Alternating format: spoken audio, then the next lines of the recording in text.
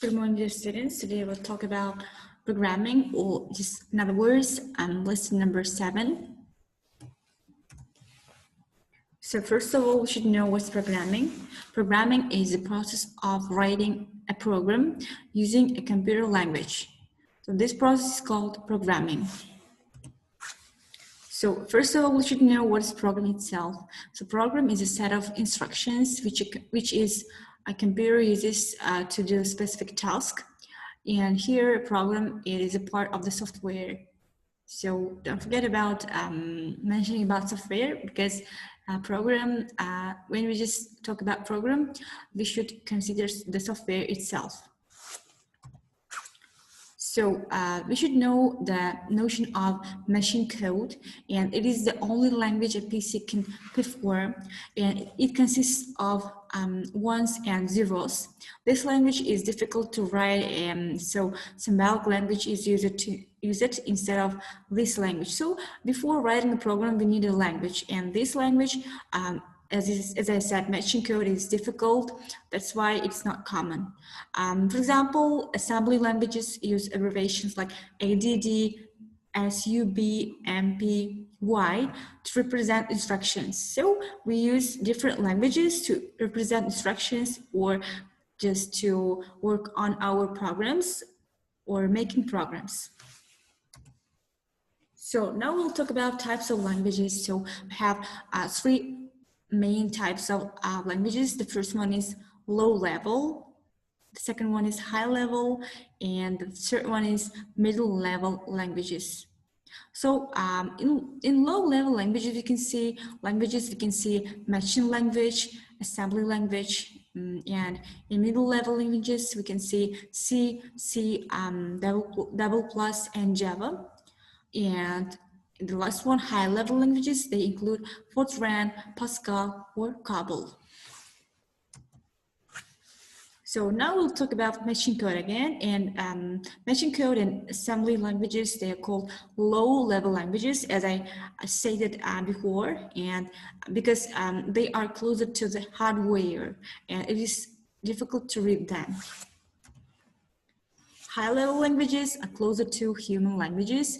They use forms resembling English, which makes programming easier, and the program is translated into machine code by software called compiler. So the reason why we use high-level languages in programming is that they're close to human languages, and mainly to English. But however, we need just a program or software which is called compiler in order to translate this language into computer language. However, these low-level languages are common. So there are different types of high-level languages like Fortran. It is used for scientific and mathematical applications. And we have COBOL, which is popular in business applications, in programming business applications, I mean. Then we have BASIC.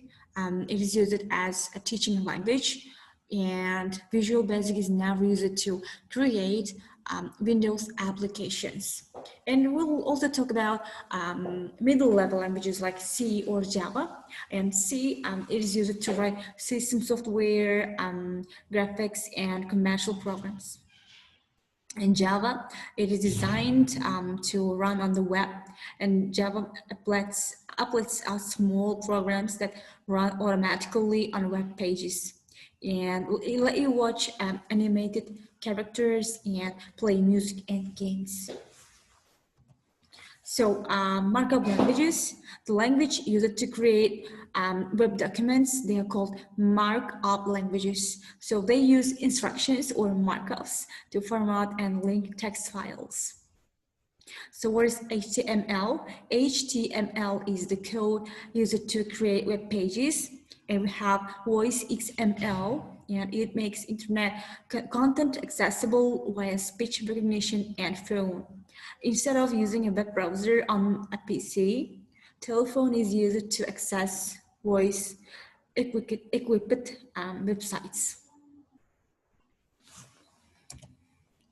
So now we'll talk about 6 main steps of programming process. The first one is defining the problem. The second one is developing algorithm, and we have write Java code, and enter and compile, executing and debugging, and document and maintaining. So they are 6 main types of programming process. Now we'll talk about step number 1. It includes defining the problem.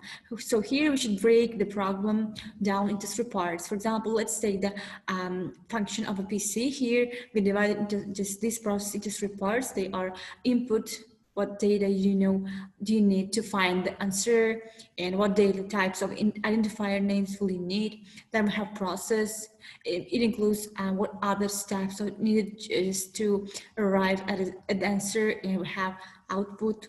What is the answer you are looking for? And as you see, we should have we should break the problem into just 3 parts.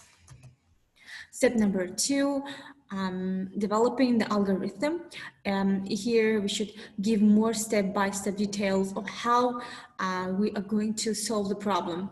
And this step can be written in pseudocode, and part in English, some part in Java. And this part of the planning doesn't get typed into the computer. Step number 3, writing Java code or JAVA code, and translating the steps. Here we should include translating the steps of our algorithm into Java programming code. And for example, let's say algorithm step for multiply price by 0.08 to find sales tax amount. It just will have the same different, let's say, different view or different thing in Java code. For example, sales tax, it equals to price of 0.08. So here you can see the difference. Step number 4, it is entering and compiling. And this is when we finally go to the computer and typing in our Java program and compiling to make sure there is no syntax error and that the computer understands what you have entered, yeah? And as you see, we explained 4 main steps, and executing and debug, which means running, fixing. Here in this step, we'll just if we made some errors, we may fix it in 5th step. Then document and maintain. It includes documenting and let's say naming, or making just some features better, yeah, and adding something, yeah, editing, and after editing, we can just finish programming. And this is step number 6. So as you see, there's mainly 6 steps or 6 ways of making programming. And with the help of these steps, you can also make your own programs. Thank you for your watching, and if you have any questions, you may go to Moodle and see the study materials and just study them, and don't forget to submit assignments. Thank you very much.